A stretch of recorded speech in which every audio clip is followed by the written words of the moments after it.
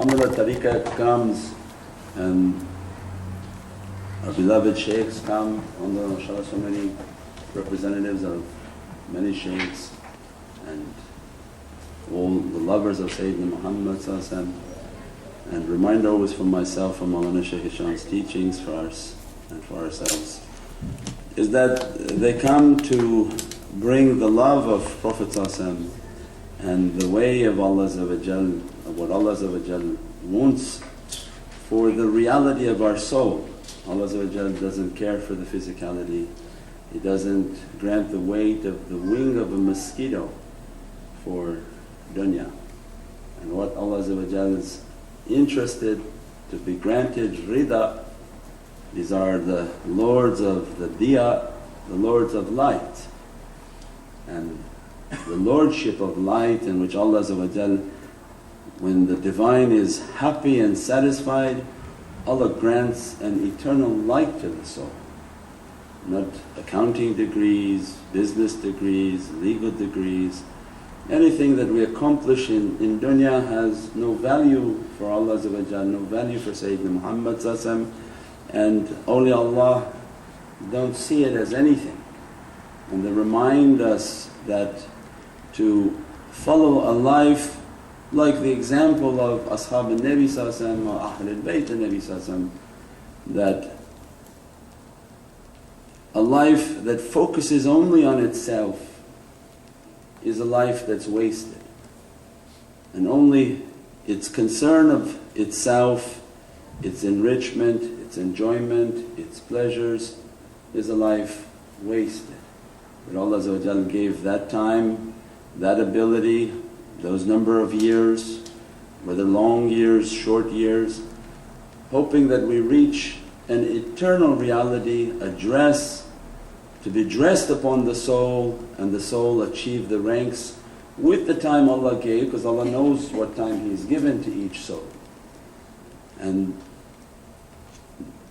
the shaykhs of haqqaiq and realities, they come into our lives to remind us, you can't be like companions, but at least the secret of companionship is that took lives that are in every direction for themselves and put a center within it, a center and a cause within their lives.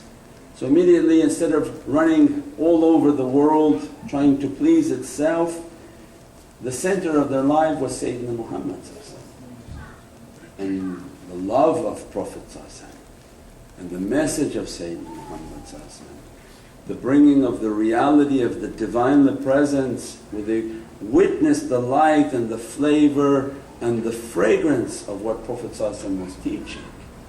Immediately it takes you from running your own direction to begin to turn and run towards the center. Because everyone needs a center. They say in meditation and every practice, center yourself, center yourself. But you can't center yourself on your own desires, because everybody's center then would be to go out and buy and do all sorts of crazy things for themselves, and in the end be cheated by shaitan. So then they come and remind us, look at the companions' lives, the Ahlul Bayt's lives, the center of their being was Prophet. Immediately they focused on Sayyidina Muhammad, how to love Prophet, how to support Prophet, how to accompany Sayyidina Muhammad, and that gave their whole life its flavor.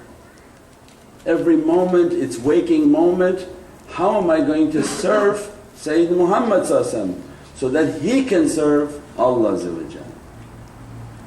So a life that was looking only for itself in its own pleasures, its own desires, or operating rogue or operating on its own. Because they have in the legal system, anyone who represents themselves, know that shaitan is there with you. Only a fool represents himself. Means the secret of companionship is that it's such a tricky way that you must keep the companionship of pious people. And by keeping their companionship, constant teaching, constant reminder that, hey, look like you're focusing off the center, you're kind of veering right or left. Because our life, in one instant you make a turn, make a choice, and you be speeding down a way that may be too late to recalibrate and fix later. So kunu ma sadiqeen ittaqullahi wa kunu ma sadiqeen.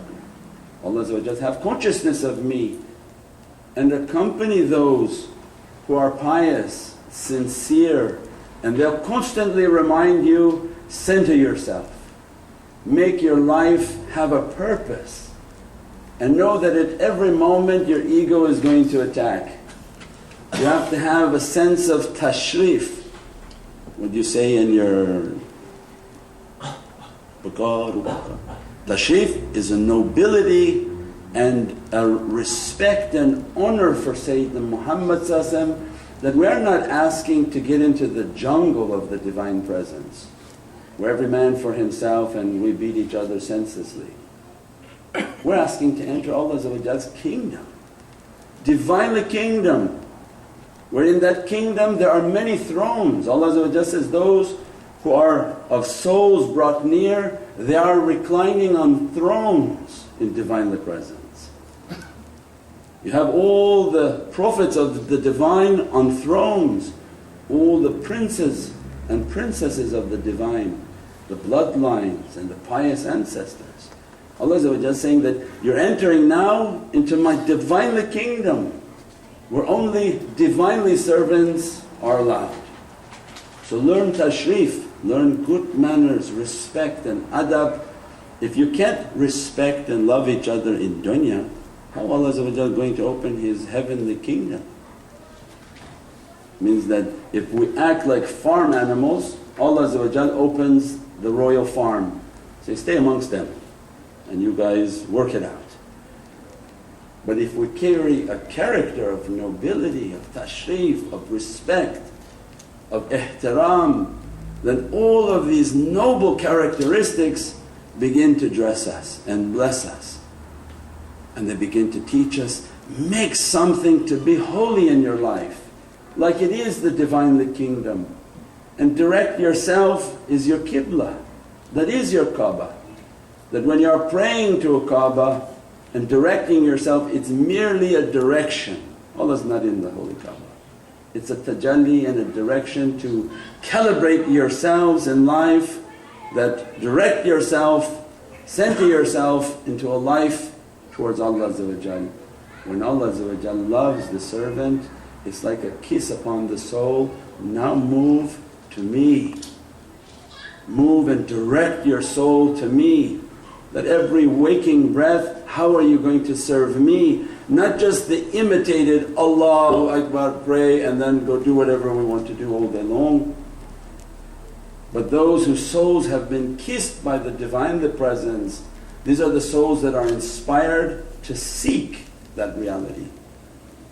And as soon as they're inspired to seek that reality, Allah says, every waking moment of your life, how you breathe, how you eat, how you sustain yourself, do it for my pleasure, the pleasure of Sayyidina Muhammad. And so Ashab and Nabi, they lived their lives, companions and ahlul bayt and Nabi, they didn't live their lives for themselves and their own pleasures and indulge in whatever they want according to their own desires. Ihtiba and guidance, they kept their hands under the hand of Prophet and they listened that, don't let me follow myself for a blink of an eye so that I can really attain servanthood. Because most difficult is to listen to someone else. We like to be left alone to listen to our own desires. And when we fall into deep trouble, maybe we'll listen. So they teach us, no, that reality is that put a discipline upon ourselves, center our life around a purpose and make your life based on that purpose. So that you're working for who? For yourself, for your family, for money, to build things, buy things, cars. Okay, you did all of that, now you keep doing it, keep doing it, keep doing it, keep doing it. And Allah says, that is a wasted life. and you have wasted the resources in which I sent you as a trust. And I sent you on the day of promises that when it was to be given to you, you knew what you were going to do with it. Everybody has that trust. It's not only money. You promised Allah, I promised Allah, with my time I would serve. It was very easy, all of us are in the same boat. Any of us can sit at home and say, I don't feel like going. Why have to go every Friday and to talk to these people? Why have to be the zikr? Let it fall apart. I'll sit at home and who cares who comes, doesn't come. They won't be inspired, they won't feel that love, and let them go. Then Allah says, but that's not what you promised me. When we gave you that guidance, gave you that love, gave you all that we gave you, you promised to serve me and that your time was my time. And regardless if you get paid or not, you would go. And then samina wa ata'na, we try the best in our ability. That if I gave you a car, you weren't only supposed to race up and down the street and deliver drugs with it, you were supposed to drive people to my worshipness, and you were supposed to take yourself to the houses of worship and travel long distances for my love. I gave you time with your feet, not to go dancing and make ridiculous moves, but to come and do hadra in my presence, to walk to a masjid on a Jummah and walk home for miles. We have our beloved brother comes all the way from Surrey. Means everything is an amanat and a trust from Allah. Most are heedless and drunk, and it's as if you're like an adult and you see your children taking their inheritance and smoking it. It's just going, it's gone. Our inheritance was everything that Allah gave. I gave you the health I gave you so that you would serve me, that you would be inspired to do something right. Your feet, your car, your money, your family. I gave you children and they're not yours. They're not yours to make your own ridiculous decisions, to send them off to their death. They're not yours, they were mine. Those children are my amanat, I gave to you.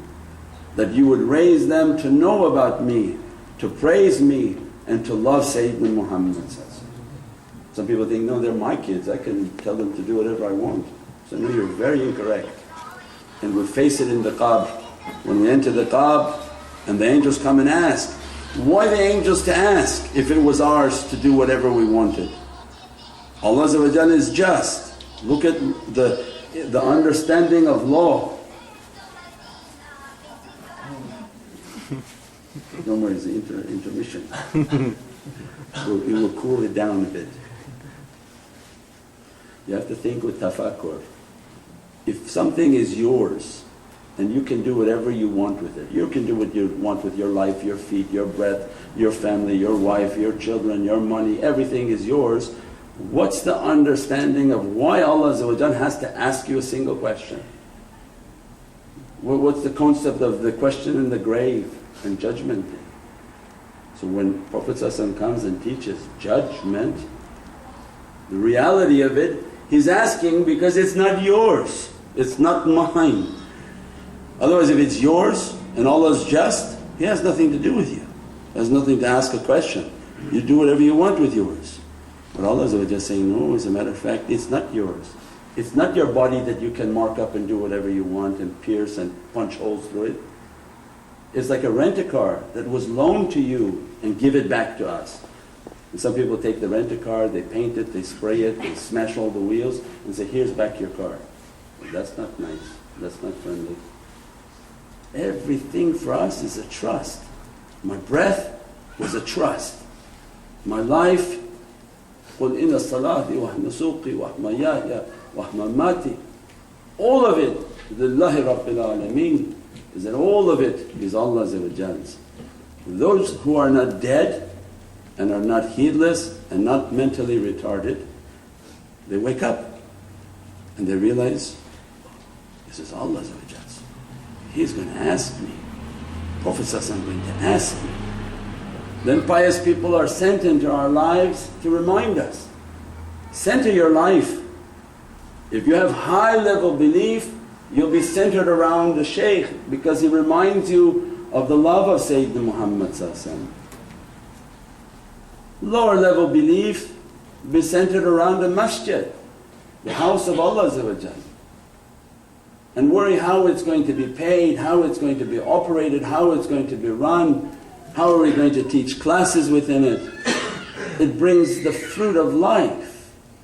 It's not a matter of making comments about it, but the reality of why Allah opens these things is so that we can center our life. Your life is based around that. You work based on that. You have a family based on that, so that you have a purpose in life. And when you take your last breath, Ya Rabbi, I tried my best. I fed my family, I fed my children, and I served to the best of my ability. I served your masjid, I cleaned, I washed, I taught, I prayed, I made sure that it was open. I went out and propagated so that people would come to it. And then when the belief even grows, Ya Rabbi, I went and found the Salihin, إِنَّمَا يُبَيِّنُكَ يُبَيِّنُ اللَّهِ, that I realized that they are the representatives, Atiya Allah, Atiya Rasul, ulul amri minkum. They are the representatives of Sayyidina Muhammad, they are the representatives of Divinely Presence, and I took their hand and I served with my life and death in their service, and I took my last breath serving them, and that was the only purpose of this dunya. It wasn't to achieve or to build or to make anything. Especially in the face of when you turn on the news and the whole world is burning and most people are in a drunken state, not seeing, are you seeing this death and destruction coming everywhere? And your concern are for dunya? You should be concerned about, have you done enough to save all those whom you love? And that if you're going to meet Allah, is the account ready? And that Prophet is pleased. There is a mighty table, mighty presence, mighty personalities. Don't just keep saying, we love this one, we love that one. When you say you love Sayyidina Ali, Sayyidina Abu Bakr as-Siddiq and all the ashab al-Nabi, ahlul bayt al-Nabi, it's not an easy position you just keep saying with your mouth. They did amazing things, and the first thing that Sayyidina Ali did, he sacrificed himself for Sayyidina Muhammad. As a child, not as an adult, as a child, he sat into the bed and said, Ya Rasulullah, you deliver the message of Allah, these people are here to kill you.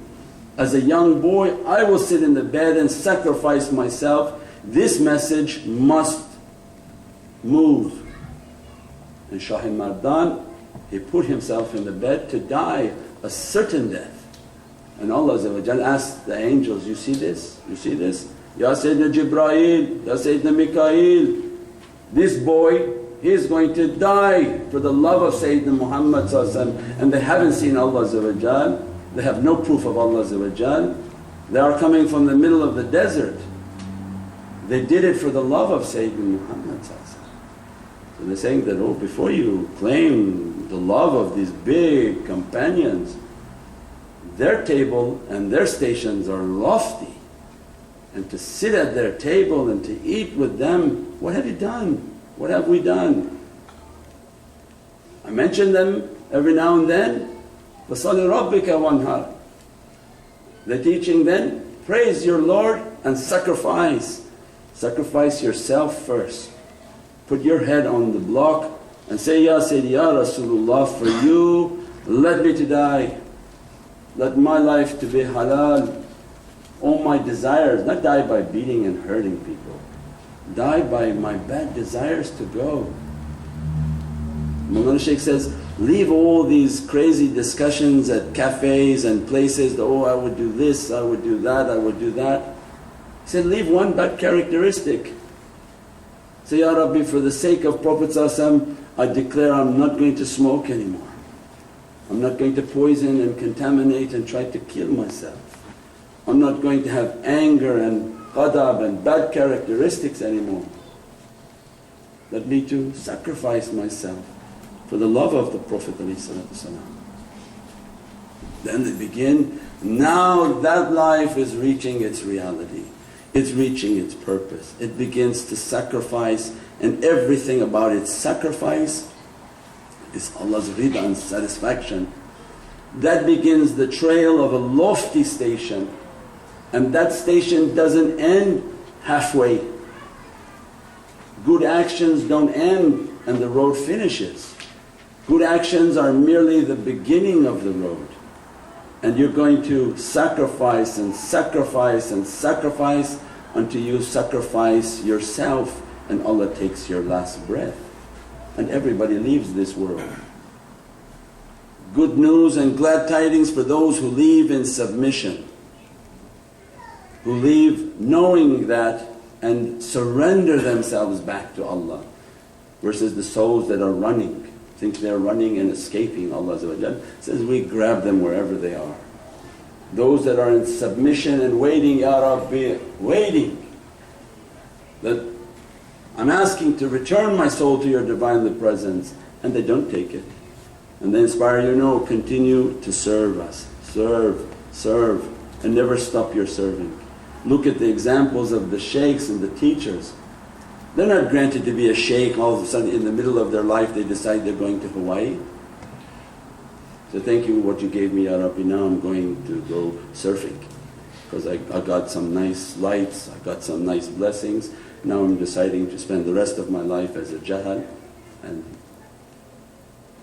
as soon as they took that path of reality, took that path of love, they began to open the center of their heart and move towards Allah. They said, don't let me stop until I take my last breath, until I surrender myself in your way, and that you take me as a Muslimun, as someone who has submitted myself, and you take me in the way of submission, not in the way of ignorance and doing something horribly wrong. And at that moment Allah wrote, take the soul, and we find ourselves in a very bad place. And all those good actions, and at that moment Allah going to take, because we don't know when it's written and where it's written to take. But you live a life in constant service, in constant love, with a constant purpose. My purpose is to serve Allah and raise the flag of love of Sayyidina Muhammad. And anywhere in this world they find me, that's what I want, Ya Rabbi. Wherever you send me, whatever I'm supposed to do is for that love, and take my soul at that moment. Not that I find ignorance one day and you find me on a beach in Hawaii surfing. And so I did 10 years of good, now I'm going to do 20 years of horrible actions. Subhana rabbika rabbil izzati amma yasifun wa salamun al mursaleen walhamdulillahi rabbil alameen.